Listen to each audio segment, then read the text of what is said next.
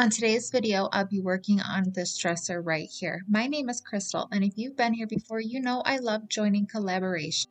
And this video is part of a Cant Sleep Creations collaborations free-for-all hosted by Shabby Meets Bling, Up All Night DIY, Indiana Jones, and Jody from Southern Seasons.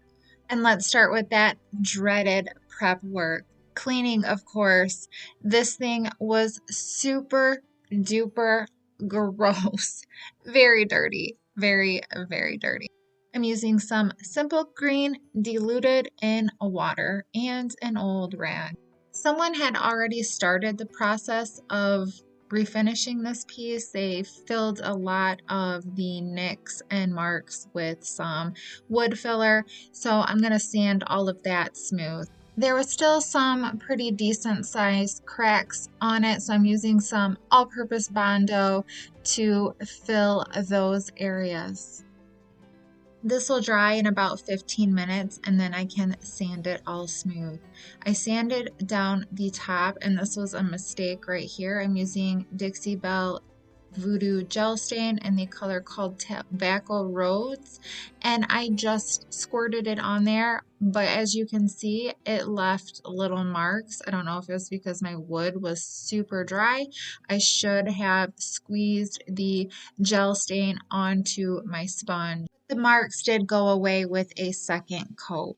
I'm going to paint the whole entire dresser minus the top with this Rust-Oleum brand chalk paint in the color called Chiffon Cream. I'm going to be doing a decoupage on the front drawers as well as some blended and layered look on the rest of the dresser. I'm using Varathane triple thick polyurethane as my adhesive, and I'm applying it in sections. And I have this very pretty magnolia paper that I bought on Zazzle many years ago. I don't think they make it anymore, unfortunately. And I'm going to try and make sure I center this on the middle of the drawers. Then I will lay it down into that polyurethane, and then I'm going to use a plastic bag and rub all over the paper to smooth out any wrinkles. Then I just continue until I get that paper completely on there. I do like to mist my paper with a water bottle mister, and that just kind of helps make the fibers in the paper a little bit more flexible. Once I get to those spaces in between the drawers, I'm going to carefully make sure my paper adheres to the bottom of the drawer, the space in between the drawer, and the top of the drawer, the edge there. And I'm going to just gently press that down and make sure it's all tacked on there, and use my plastic bag to smooth out those wrinkles and make sure it adhered. Hopefully that made sense and you understood that. Sometimes words are hard. And then once my paper is completely dry, and I mean like completely dry, I'm going to take a very sharp razor blade and I will cut the paper where the drawers open. I'm going to be doing a layered and blended paint effect. I have a little bit left of this Miss Lillian's No Wax Chalk paint in the color called Timeless Green, and then I'm just going to go and tap all over the place with this paint color, just really super random. I'm also making sure I tap into the paper as well.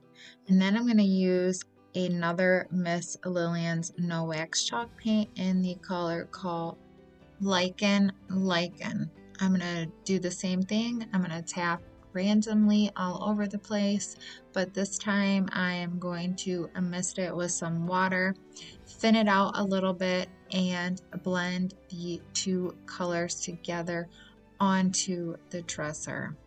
It looks a little scary. This is a total trust the process moment. To blend my colors together, I'm using a clean brush, and I'm kind of swirling and tapping while misting it with some water. I know this looks super crazy. I was scared too. I was super worried this wasn't gonna look good, but again, gotta trust. It's all about trust. And if you are enjoying this video so far, or if you enjoy content like this, please remember to hit that bell notification so you can be alerted when I put out new content. And don't forget to watch the playlist of all of the participants for this collaboration. That will be linked down below as well as on the end screen. Next, I'm going to be using this farmhouse paint color in the color called Agave. I'm going to take a new paintbrush, nice and clean, and then I'm going to tap it into some of that farmhouse paint in the color Agave and tap it randomly all over onto the dresser, making sure I go into the paper. I want to cover up most of that white that is around the magnolia. And I'm just going to continue to do this. It's going to give it that layered look where some of those previous paint colors are going to kind of peek through that top layer of paint. Hopefully this is looking a little less scary now. Then I'm going to take my triple thick polyurethane and I'm going to seal everything. With this chiffon cream, Rust-Oleum chalk paint, I'm going to add some of these Harlequin stencils around the magnolia. I'm going to tap.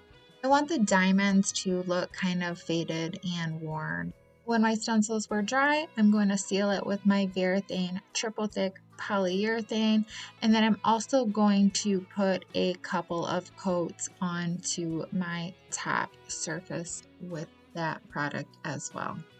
I found these gorgeous gold drawer pulls in my stash that were the perfect size for the existing holes on the dresser, so I'm going to use these. There were still some imperfections on the top, so to kind of help disguise those off camera, I used Waverly antiquing wax and I applied it kind of thickly with a soft paper towel. Let's have a quick look at the before we check out the final reveal. This was really a fun summer project and it was a quick and easy one too. Many thanks to our hosts, Shabby Meets Bling, Up All Night DIY, Jody at Southern Seasons, and Crafting with Indie Annie Jones. Make sure you check them out. I will have their channels linked in the description box as well as the playlist. Make sure to check that out as well. Thank you all for being here. I hope you feel inspired and I hope you enjoyed my little magnolia dresser flip today. Please remember to hit that bell notification and subscribe to my channel. Have a great day, everyone. Bye.